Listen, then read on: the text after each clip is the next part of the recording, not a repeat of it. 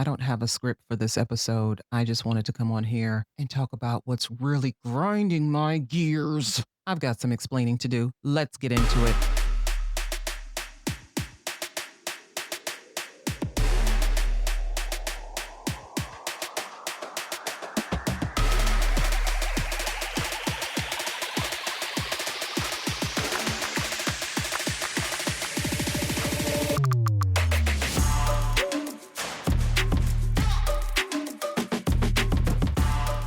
Hey everyone, welcome back for another episode of Ayana Explains It All, the podcast bridging the gap between current events and human behavior.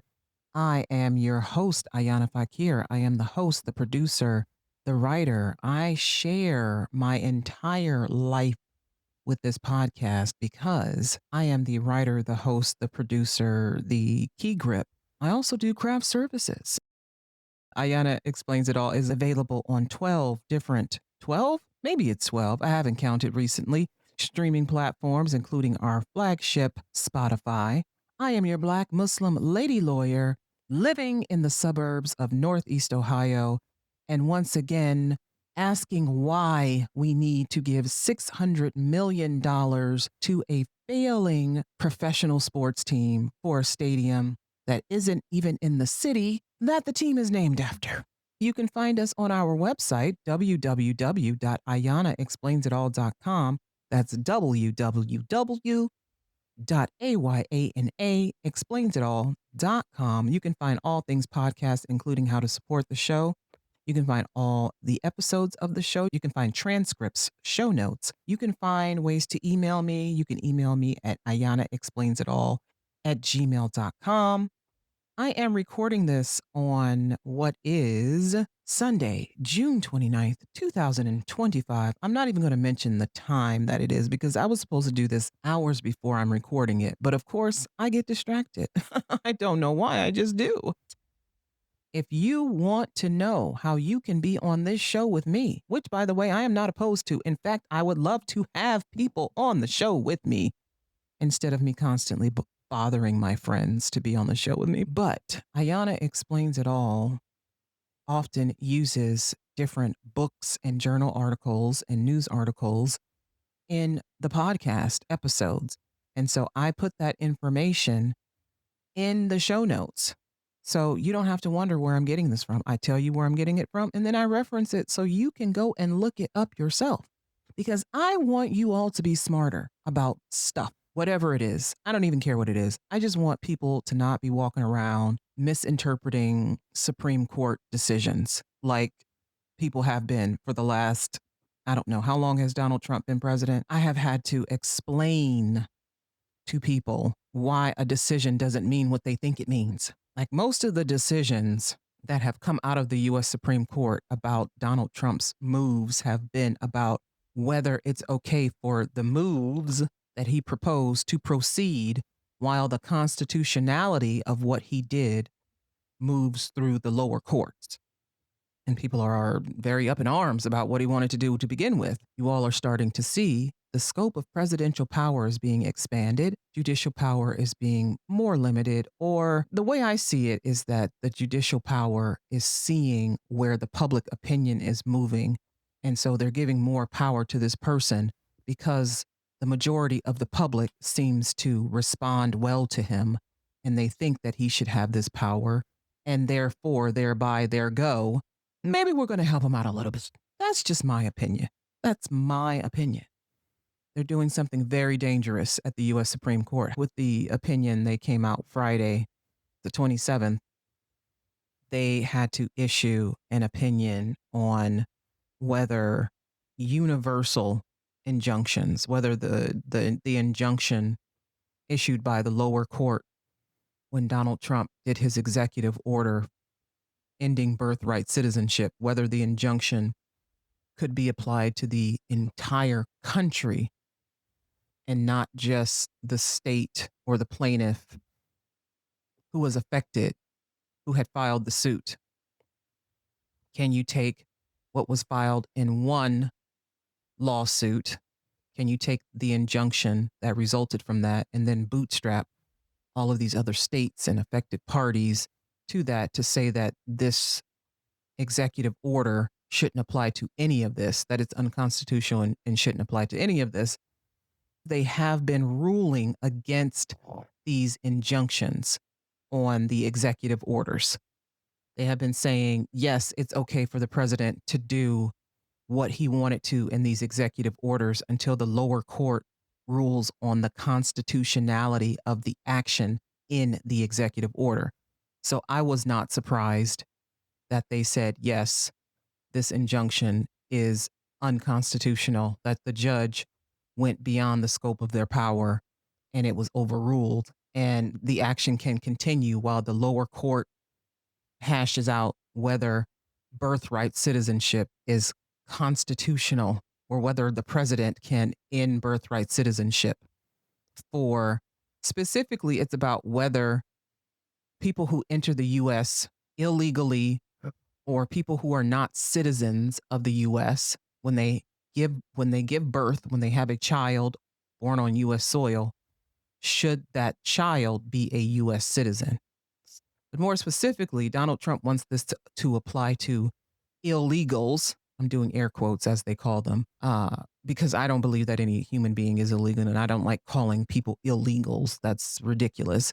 But undocumented immigrants or migrant workers or people of that type who have temporary work permits or who are in the US just visiting, et cetera, et cetera.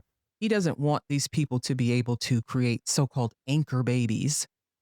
Those babies can be used to bring other family members into the US. But the point is, he doesn't want any of them here. He doesn't want any of them here. And he certainly doesn't want anchor babies being the key to someone's pathway to citizenship in the United States.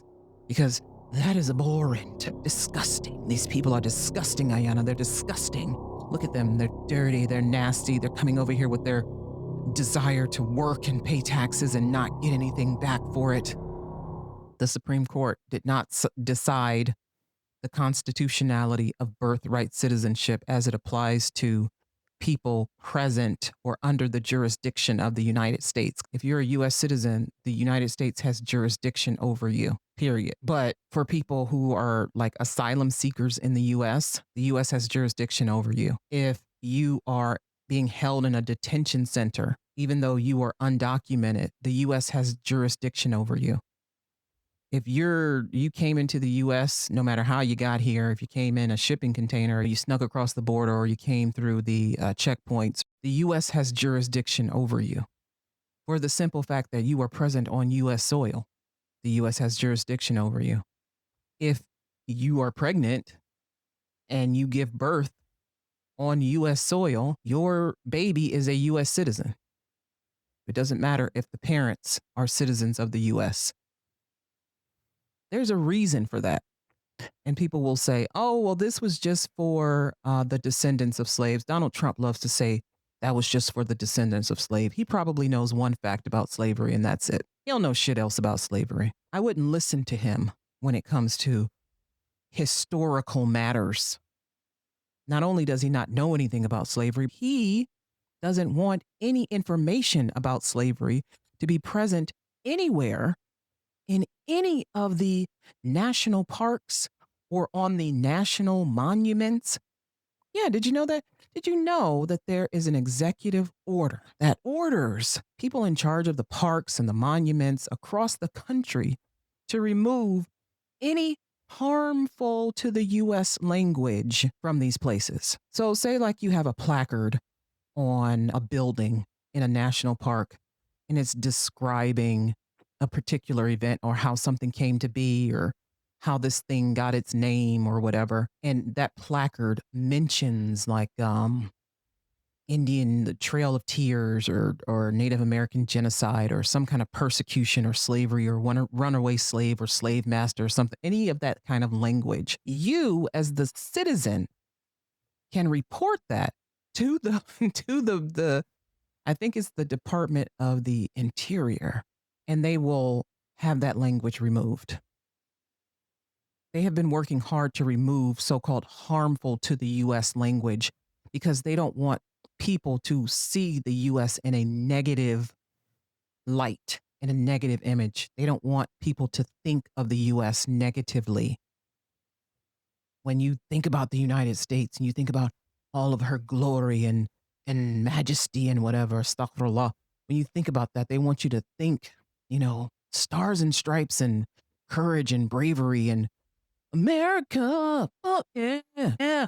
That's what they want you to think about. The hero, the hero in the Harrison Ford movies, the one that get kills all the terrorists and saves the day. That's what they want you to think about when you think about America. Rolling hills and reindeer moss and um, big mansions with wide columns and cotillions and mint juleps. They don't want you to be reminded of slavery, slave masters, Native American genocide, the poor treatment of Irish and Italian immigrants and Jewish people, Jewish immigrants in the US, poor treatment of Asian immigrants. They don't want you to be reminded of civil rights fights, the hoses and the dogs being turned on civil rights protesters. They don't want you to be reminded of the Woolworths lunch counter. So they're taking that out of the African American History Museum. They've completely defunded the Hispanic American History Museum. They don't want you to think of America with any sort of negative impression. They think that if they remove all of these words, all of this history from the schools and from the walls and from the annals, as they call it, that you won't remember that is how this country started. This country started by forcing people who were present here for thousands of years off of their land, tricking them out of their land, murdering them to take their land, and then using another people, enlisting those same people, those slaves they brought here to basically do the same, to help them in that, to commit a genocide. And then there's a bloody revolution where you force slaves to fight in your revolution. If you have to kill some Native Americans, oh, well, oopsie. You don't want people to think about that. You don't want people to think about what happened after the Revolutionary War. What happened after the Revolutionary War? Oh, just nearly 100 more years of slavery. After slavery ended, it didn't really end. And then even after Juneteenth, 6 months later, there was still slavery that existed in other states and it finally ended. And then after that came sharecropping, which was just a de facto form of slavery. Black people had to escape sharecropping if they wanted to get out of sharecropping. They had to escape it. They couldn't just leave. Sometimes they left at gunpoint. They essentially had to point a gun at the person they worked for so that they could get out of town. They had to hide money that they were saving to ride trains. They had to hide on the trains that they were taking to go elsewhere, to go north, to go, out west. They had to escape sharecropping. So even after all of that slavery, they're sharecropping. Even after they get out of sharecropping, what happens? What happened? Even after they get out of sharecropping, what happens? Jim Crow. Jim Crow. Jim Crow era segregation, which, though they didn't call it Jim Crow in the North, everyone thought the North is free. Everybody's jumping around. Harlem Renaissance. Freedom. No, the North had its own form of segregation. They didn't call it Jim Crow. It was just called plain old nasty segregation. I live next door to what was once one of the most segregated cities in the United States, Cleveland, Ohio. So while there was Jim Crow in the South, there were these Northern disappointments and their own version of segregation. Finally get a Civil Rights Act. Finally get a Voting Rights Act. Are we now free? Are we now free? They assassinated Kennedy. Then they assassinated Malcolm X. Then they assassinated Martin Luther King Jr. And no, we weren't. We were still struggling. And by we, I mean Blacks, but also Latinos, but also immigrant groups in the United States. We're still struggling to find a place in this country. And all of these things is what Donald Trump and his administration are afraid of you finding out about. As if you could not go to the library or go online and check out a book from the Libby app, which I think is wonderful, but this is not an ad, and see for yourself the ugliness of America.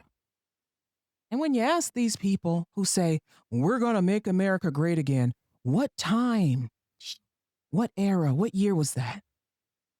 What year was that? They cannot point to a year because there has never not been a time in the United States where it was cruelly, terribly awful for some large group of people, whether it was for Black Americans due to slavery and Jim Crow, Japanese Americans, the internment camps during World War II. If it wasn't for, there was a time when Jewish people had it really rough. They couldn't even fucking get into Harvard because Harvard and Yale, they were like, oh, there are too many Jews. We don't want you here. And they were being denied admissions just because they were Jewish.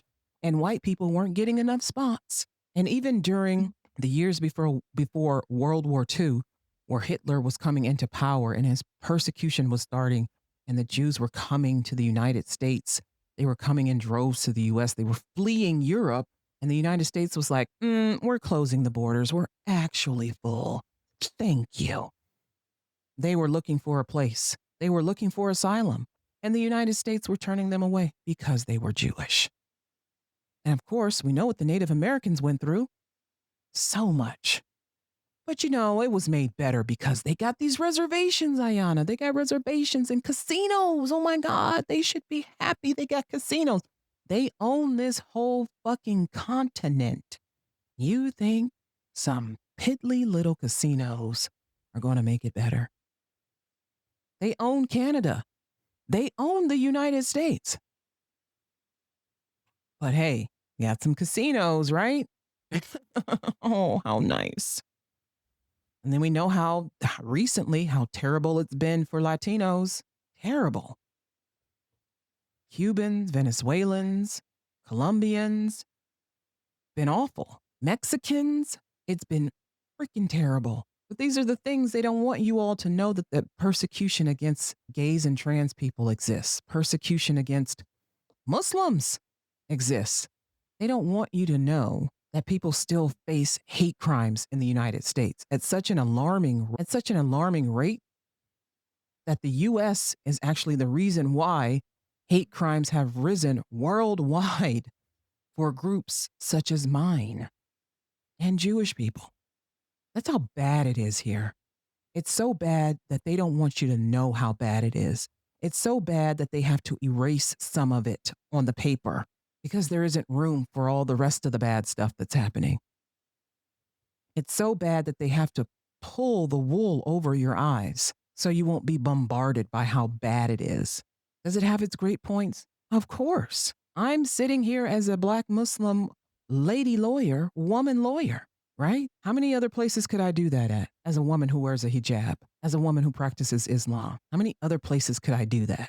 There are a lot of places, sure. But could I also have freedom of speech in those places? Could I also have freedom of press, freedom to petition the government, freedom from cruel and unusual punishment? Do I also have the courts at my full disposal? Am I allowed to vote? Am I allowed to have reasonable bail?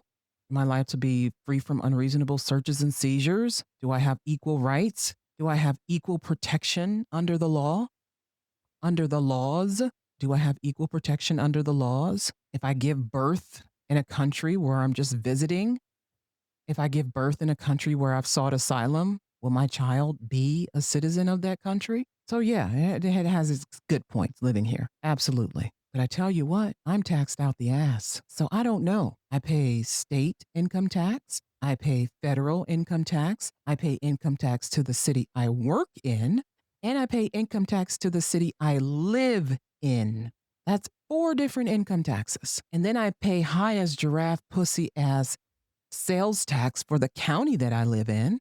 And I pay property taxes. And that's based on the city I live in and the extra taxes they levy that the people vote on, not me, to support public schools that are notoriously underfunded year after year under a Republican regime that doesn't seem to like public education anymore. So I don't know. Does the good outweigh the bad? Or is it so bad that the good doesn't even matter anymore? Doesn't matter how good it is. It's really bad. It's really bad when a man who has worked hard his entire life wants to run for mayor of the largest major U.S. city, the highest population, when he wants to run for mayor of that city and he gets the Democratic nomination and people lose their shit because that guy is Muslim, because he's Bengali. He's a Bengali Muslim at that, who's from Africa, Uganda at that. But mostly he's Muslim. They could deal with the fact that he's a brown guy. They could deal with the fact that he's from Africa. He may not have been born here, but at least he's not Muslim. Oh, wait, he's Muslim. Ah, dude, you went too far. You flew too close to the sun, didn't you? Now let's see here. Not only are you Muslim, now you are a communist, a socialist, an anti-Semite, an anti-Zionist. You are a xenophobe too? Is he a xenophobe also? I don't know. But his winning the Democratic nomination during the primary sent a lot of people spiraling. A lot of people reaching into their old, Cracker Barrel and pulling out their same old scare tactics about Muslims. Oh, they're not gonna be he's not gonna be the mayor for everybody. He's just gonna be a mayor for his people. And remember 9/11 when the Muslims, they blew up the World Trade Center, and now you're gonna let this Muslim be mayor of the same city where they blew it up. And those Muslims, they're anti-Jew, and they're not gonna serve the Jewish populations, and he's an anti-Semite because he's anti-Israel, and blah, blah, blah. You sound stupid. And I've talked about this subject till I am now blue in the face. I am now blue in the face about the Islamophobia and xenophobia and just all and out hatred that many Americans have for Muslims just because we are Muslims. And this ain't got shit to do with 9/11 because y'all hated us before 9/11 too.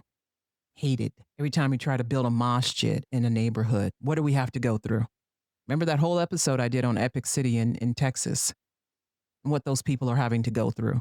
Investigations by the Department of Justice, and all they did was buy the land. They haven't even cut a ribbon on it yet. All they did was buy some land and propose something, and white people lost their shit.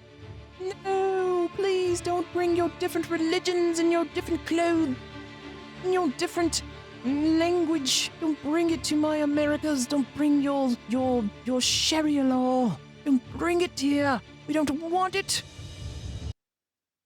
You all sound so ridiculous. I can't even listen to the sounds of your voices. I can't read your tweets and your posts anymore about how scared you are of the little brown Muslim being mayor. How stupid you all sound. You look dumb. You look dumb when you open up your mouths. You look dumb when you're typing out this stupid stuff. You sound stupid. You sound ignorant. You sound completely unaware. You're not grounded in reality about anything. Not even yourself. You're not even self-aware. This is the freaking land of the free. This is why. This is what they want you to know about America. That it's land of the free, home of the brave, unless you're a person who is Muslim who wants to be mayor of New York City. Then no, it's not land of the free, home of the brave for you. You can actually go back to working at your halal food cart at Times Square. Don't try to be anything important or be somebody important. Don't try to get a high-paying job, a good career, and also be Muslim, outwardly Muslim. You have to hide when you want to pray. You have to pretend like you're not fasting so you won't feel different or look different. So people won't think you're different. So they'll want to spend time with you and talk to you and give you a raise and give you a promotion.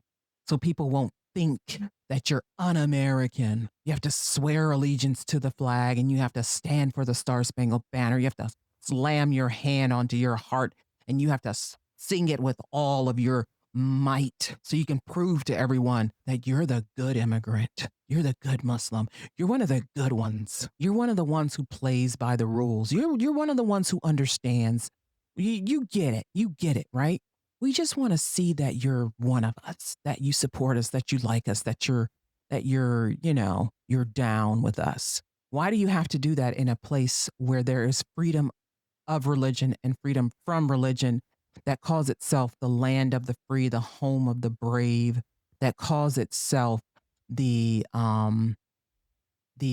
place where anybody can be what they want, that calls itself the place where there's economic freedom and personal freedom and all these freedoms. All I hear all the time are freedom. That's why people like to come here. That's why people like to immigrate to the United States. That's why they like to come to school here, because of the opportunities to do whatever you want and be whoever you want. That's how the United States presents itself. That's how politicians present the United States. That's how people, when they go abroad and work abroad and visit abroad, that's how they present the United States. And then you come here and you find out that it's a crock. There's actually a man in office as the president right now who, if he could, deport every single foreigner who isn't wealthy and white out of the United States. He doesn't want you here. He doesn't like you. He does not like you.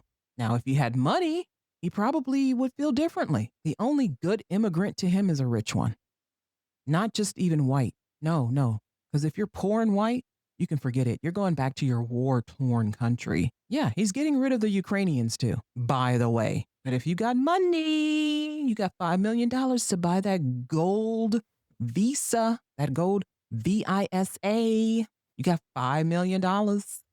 You can be a citizen of the United States for $5 million. And if you got $5 million, that means you're wealthy. That means you're one of the ones he likes. And you could be any color, speak any language, because the only color he knows is the color of money. The only language he speaks is money. And you got both of them. You speak money and you are money. But yeah, he'll like you. He'll like you. The rest of us, we can kick rocks. But we better not kick those rocks in the direction of a police officer or an ICE agent. Even though they're everywhere now, they're everywhere. They're deporting everyone. The Trump administration just removed temporary protected status from Haitians. Haitians, y'all. Haitians. My mind is blown. If anybody's going to get it, it's going to be Haitians. And why? Because the United States and France bankrupted Haiti and then mucked around in their elections. The United States and France are single-handedly responsible for the political and economic conditions of Haiti. Yeah, I know. You'll probably have to get one of those really big books to find that out. You're not going to find that written anywhere on any placard, on a monument now. But the US and France are responsible for Haiti. They're responsible for Haiti. They're not responsible for the hurricanes, the hurricane. No, no, no. They're responsible for all the other shit. 100%. The United States at least said, well, you know what? We're going to give these people a leg up. We're going to offer TPS to Haitians. We're going to protect them because conditions in Haiti are really bad. Even for missionaries, it's bad. And now that the TPS has been removed, well, now they're going to be deported from the United States. Oh, yeah, they're not going to let the Haitians stay here. They're not going to do that. No. The same way they're not letting the Venezuelans stay. They're not going to let those people stay. And think about what they're sending them back to. Just think about what they're sending them back to. Here we are, snatching the rug from under them so they'll fall down. And why? Because Haiti is one of those shithole countries, according to Donald Trump. I'm not saying it. That's Donald Trump who said it. There's also a travel ban on Haiti.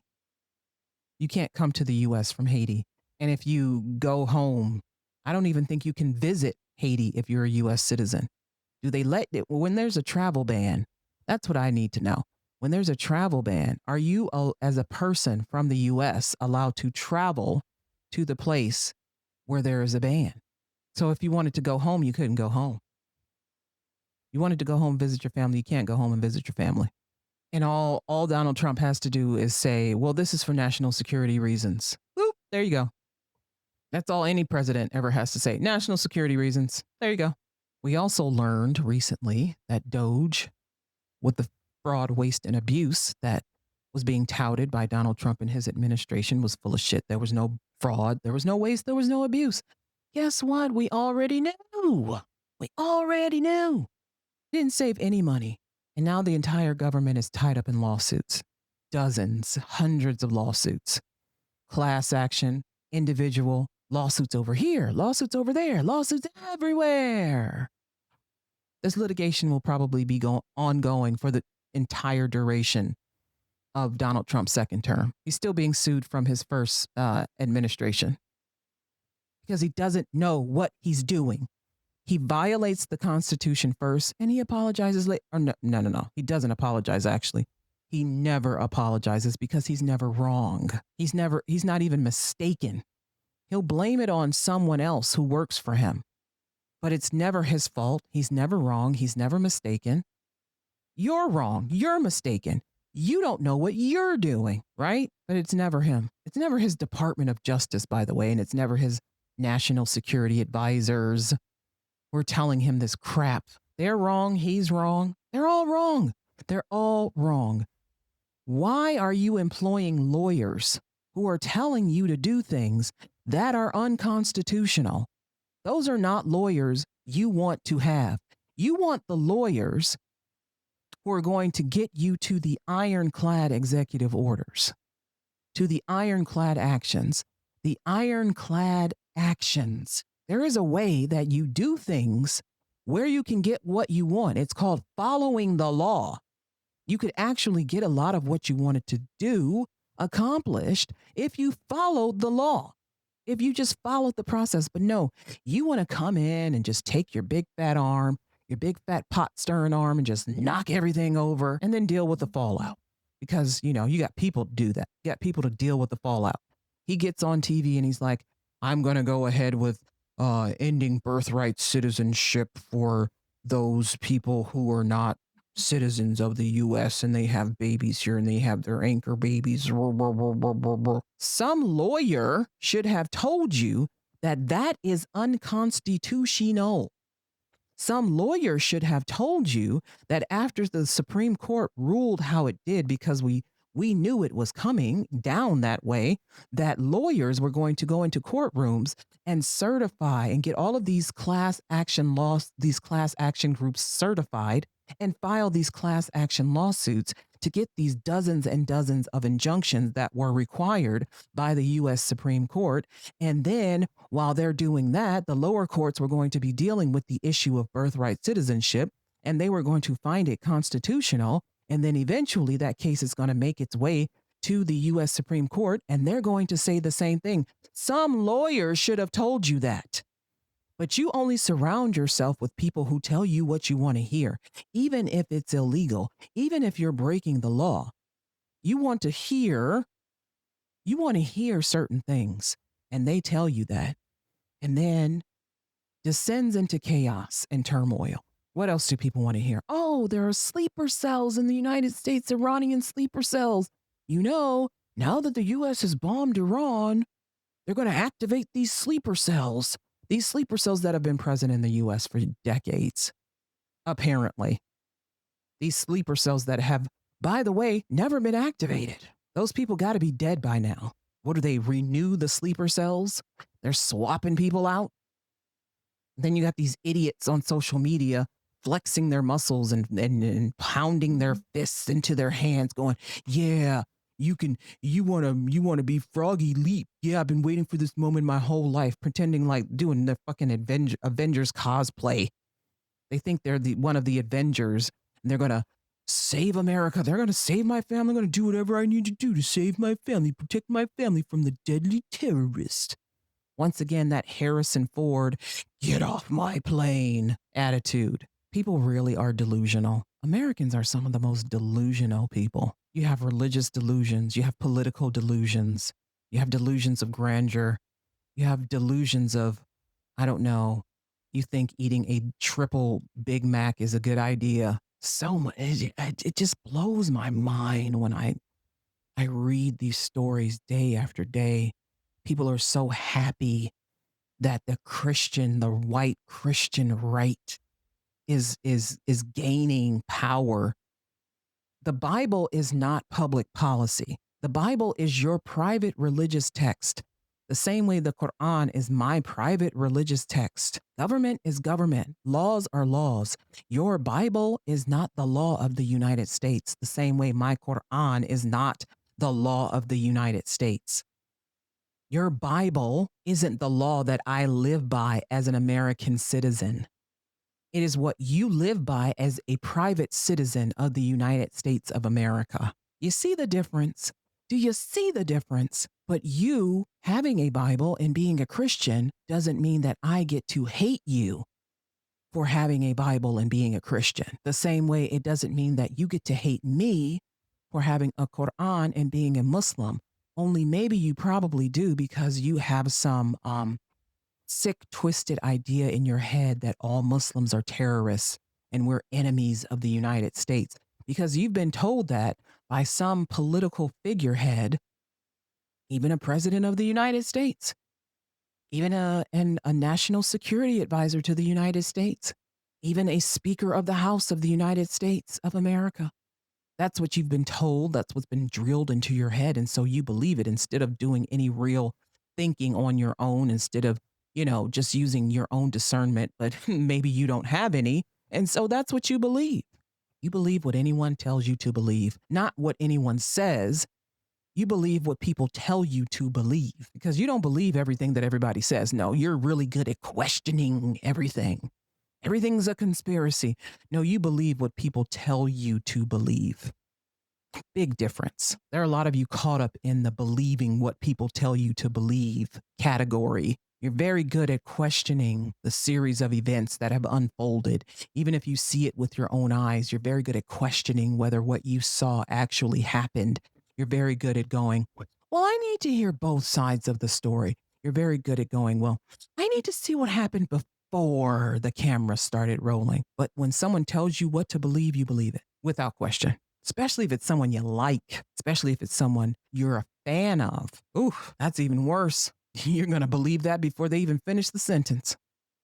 That's how Donald Trump gets away with a lot of the things that he does. He's got fans. He doesn't have political followers. He doesn't have people who actually believe in his politics.